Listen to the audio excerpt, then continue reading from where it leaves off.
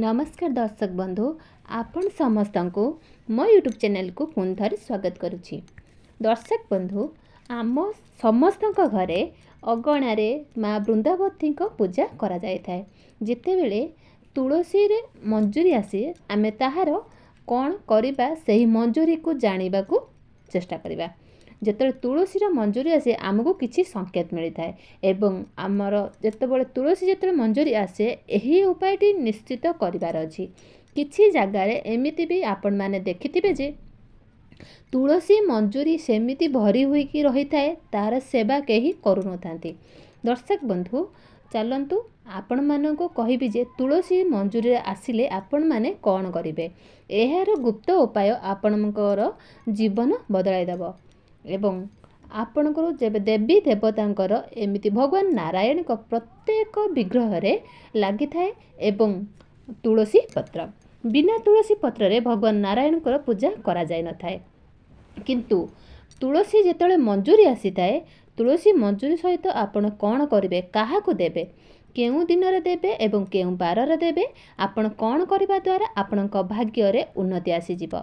चलंतु मु आज आपण को एही वीडियो माध्यम रे कथा हेबी। ता आगरु आपण मानकु मु अनुरोध करूची जे जदि एपर्यंत आपण चैनल टी को सब्सक्राइब कर दांती निहाती सब्सक्राइब कर दियंतु एवं पाखरे थिबा बेल आइकन को क्लिक करी एवं एही वीडियो टी को बहुत मात्रा रे शेयर करंतु जहा द्वारा अन्य माने मध्य एहार उपकारिता जानि पारिबे। दर्शक बंधु आपण माने कमेंट सेक्शन रे निश्चित जय माँ लक्ष्मी निश्चित लिखंतु।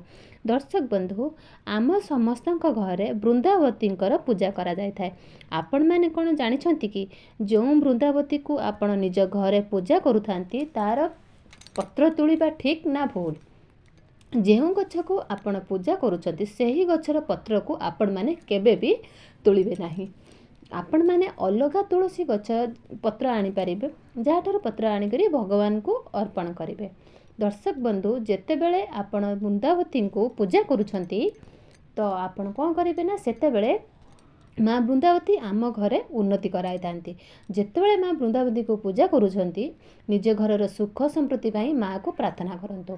कली जुगरे माँ होचंती साक्षात देवी प्रतिमा एवं एही वृक्ष माध्यम रे आपण आम घरे उन्नति होई थाए एवं आपण माने माँ को पूजा समय रे एही उपायटी को निश्चित करंतु। संध्या रे निश्चित गोटे घीर दीप माँ को पाखरे प्रज्वलन करंतु। किछि जगह रे एमिति किछि माने दीप दियंतु नाही माँ वृंदावती पाखरे। एबे जेतेबेले माँ तुलसीर मंजूरी कथा आसी जाउची जेतेबेले तुलसीर मंजूरी आपणकर आसी जीवो आपण माने देखिबे जे सब बेले आसीबो नाही या हठात आसीबो। जेमिति कि आपण माने देखुथिबे जे तुलसीर मंजूरी आसुची आपको तुरंत काढी दियंतु बेसी बड़ा बाजाय रखंतु नाही।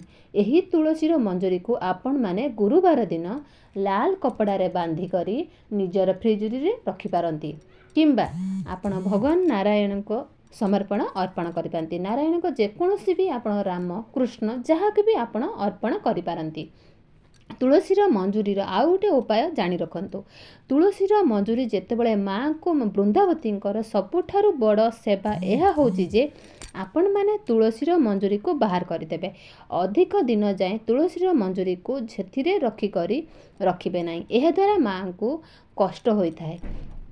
केबे भी धूपकाठी को तुलसी चौरा मूल पुति करी रखंतु नाही। एहाकू अलगा रखंतु।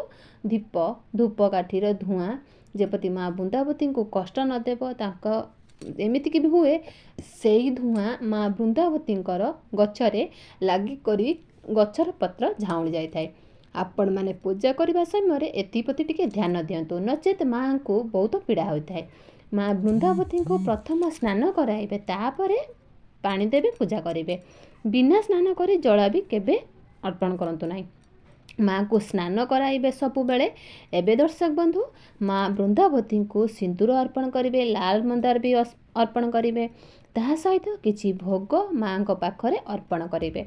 माँ कर एक मंत्र होउची महाप्रसाद सर्वसर्वेदी सौभाग्यवती आयुर्वेदी हरण्य तुलसी नमस्तुते। एही मंत्र को उच्चारण करी माँ कर पूजा करंतु। जेतेबेले तुलसीर पत्र आपणक तुलिबे सुभद्राय नमः माँ कर अर्पण को ପାଣି ଅର୍ପଣ କରି ତୁଳସୀ ପତ୍ର ତୋଳନ୍ତୁ। ଲକ୍ଷ୍ମୀ ଠାକୁରଙ୍କୁ ସ୍ମରଣ କରନ୍ତୁ। ମା' ବୃନ୍ଦାବତୀଙ୍କର ପତ୍ର ହେଉଛି ଲକ୍ଷ୍ମୀ ଠାକୁରଙ୍କର ଲକ୍ଷ୍ମୀଙ୍କର ସ୍ୱରୂପ। ସେଥିପାଇଁ ଆପଣ ପତ୍ର ତୋଳିବା ପାଇଁ ମା' ଲକ୍ଷ୍ମୀଙ୍କର ଅନୁମତି ନିଆଯାଏ। ଦର୍ଶକ ବନ୍ଧୁ, ଆପଣମାନେ ଯଦି ଏହି ଉପାୟ କରିବେ ତେବେ ନିଶ୍ଚିତ ଆପଣଙ୍କର ଉନ୍ନତି ହେବ। ଯଦି ଆପଣଙ୍କର କଣ୍ଟିନ୍ୟୁ ମା' ବୃନ୍ଦାବତୀଙ୍କର ପୂଜା କରୁଛନ୍ତି, ଘରର ଉନ୍ନତି ହେଉନାହିଁ, ତେବେ ଆପଣ ବହୁତ ସାରା ଜିନିଷ ଧ୍ୟାନ ଦେବାର ଅଛି। ମା' ବୃନ୍ଦାବତୀଙ୍କର ସକାଳ 8ଟା ପୂର୍ବରୁ ଆପଣ ପୂଜା କରନ୍ତୁ। ପ୍ରତ୍ୟେକ ଗୁରୁବାର ଦିନ କଞ୍ଚା କ୍ଷୀର ମା' ବୃନ୍ଦାବତୀଙ୍କର ଚଉରା ମୂଳରେ ସେ ଯେଉଁ ମାଟି ଥାଏ ତା ଦେହରେ ଅର୍ପଣ କରନ୍ତୁ। ଆପଣ ତିଲକ, ଯାହାକି ମାଟି, ଯେଉଁ କ୍ଷୀର ପକାଇଥିବେ ମା' ବୃନ୍ଦାବତୀଙ୍କର ଗଛ ଉପରେ ତିଲକ ଆଣି ମୁଣ୍ଡରେ ଲଗାଇ ପାରିବେ। ଏପରି କରିବା ଦ୍ୱାରା ଆପଣଙ୍କ ଘରର ଗରିବ ସମସ୍ୟା ବି ଦୂର ହୋଇ ଆପଣଙ୍କର ଏହି ତୁଳସୀ ପତ୍ର ଆପଣ କ'ଣ କରିବେ ନା, କେବେ ବି ଯେଉଁ ଗଛକୁ ପୂଜା କରୁଛନ୍ତି ସେ ଗଛକୁ ତୁଳିବେ ନାହିଁ। ଏହି ତୁଳସୀର ମଞ୍ଜରୀକୁ ଆପଣମାନେ ତୁଳସୀର ଜଟା ଯାହାକୁ କହୁଛନ୍ତି, ଆପଣମାନେ ଦେଖିଥିବେ ଜଟା ସେମିତି ହୋଇ ଭରି ହୋଇ ରହିଥାଏ, ତାକୁ ବି କେହି ବାହାର କରନ୍ତି ନାହିଁ। ଏହାଦ୍ୱାରା ଘରର ଅବଉନ୍ନତି ହୋଇଥାଏ। ଯେତେବେଳେ ଆପଣଙ୍କର ଜାଗ୍ରତ ପରେ ବି ତୁଳସୀ ଗଛ ଶୁଖିଯାଉଛି, ଆପଣଙ୍କ ଘରେ ନକାରାତ୍ମକ ଶକ୍ତିର ବାସ ଅଛି। ଆପଣଙ୍କ ଘରେ ଅଲକ୍ଷ୍ମୀ ବି ବାସ କରୁଛନ୍ତି। ଘରକୁ ସଫାସୁତୁରା ରଖନ୍ତୁ, ନିଜର ଘର ଆଗରେ ସଜାଡ଼ନ୍ତୁ, ତାପରେ ଯାଇ ଆପଣ ଦେଖିପାରିବେ ମା' ବୃନ୍ଦାବତୀଙ୍କର ଆପଣଙ୍କ ଉପରେ କିଭଳି ପ୍ରସନ୍ନତା ହେଉଛନ୍ତି। ଏବେ ଦର୍ଶକ ବନ୍ଧୁ, ଆଉ ଗୋଟେ କଥା କହୁଛି, ଆପଣମାନଙ୍କୁ କହି ରଖୁଛି ଯେ ଯେତେ ବି ପୂଜା ପାଠ ବି କଲା ପରେ ଆପଣ ମା' ବୃନ୍ଦାବତୀଙ୍କ ସେବା ଆପଣ ଭଲସେ କରୁନାହାନ୍ତି, କେବେ ବି ଆପଣଙ୍କୁ ସମୃଦ୍ଧି ପାଇପାରିବେ ନାହିଁ। ମନେ ରଖନ୍ତୁ, କେବେ ବି ମା' ବୃନ୍ଦାବତୀଙ୍କର ତୁଳସୀ ଗଛ ଯେତେ ଛୋଟ ହେବ ସେତେ ଲାଭକାରୀ ହେବ। ତୁଳସୀ ଗଛ କେବେ ବି ବଡ଼ କରି ପୂଜା କରିବେ ନାହିଁ। ଆପଣ ଯଦି ବଡ଼ ହୋଇଯାଉଛି ଏହା ଭଲ କଥା, ଆପଣଙ୍କ ଘରର ସମୃଦ୍ଧି ତୁଳସୀ ଗଛ ହିଁ କହିଦେବ।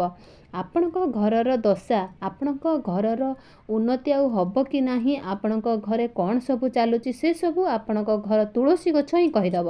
ଯେତେ ସୁନ୍ଦର ହେବ ଆପଣଙ୍କ ନିଜ ଘରେ ଲଗାଇଥିବା ତୁଳସୀ ଗଛ ଯେତେ ସୁନ୍ଦର ହେବ, ଯେତେ ବଡ଼ କରି ରହିବ, ସେତେ ଆପଣମାନେ ଜାଣିବେ ଯେ ଆପଣଙ୍କ ଘରର ଉନ୍ନତି ଆଗକୁ ହେବାକୁ ହିଁ ଯାଉଛି। ଯଦି ଆପଣ ବହୁତ ଚେଷ୍ଟା କଲେ ପରେ ବି ଆପଣଙ୍କ ଘର ତୁଳସୀ ଗଛ ଶୁଖିଯାଉଛି କିମ୍ବା ଝଡ଼ିଯାଉଛି, ଏହା ଜମା ବି ଭଲ ନୁହଁ। ତ ଆପଣମାନେ ଏହି ଉପାୟଟି ନିଶ୍ଚିତ କରନ୍ତୁ। ମନେ ରଖନ୍ତୁ, ଯେତେବେଳେ ତୁଳସୀ ଗଛର ମାଳି ପ୍ରସ୍ତୁତ କରିବେ, ଭଗବାନଙ୍କୁ କେବେ ବି ଏହାକୁ ଛୁଞ୍ଚିରେ ଗୁନ୍ଥିବେ ନାହିଁ।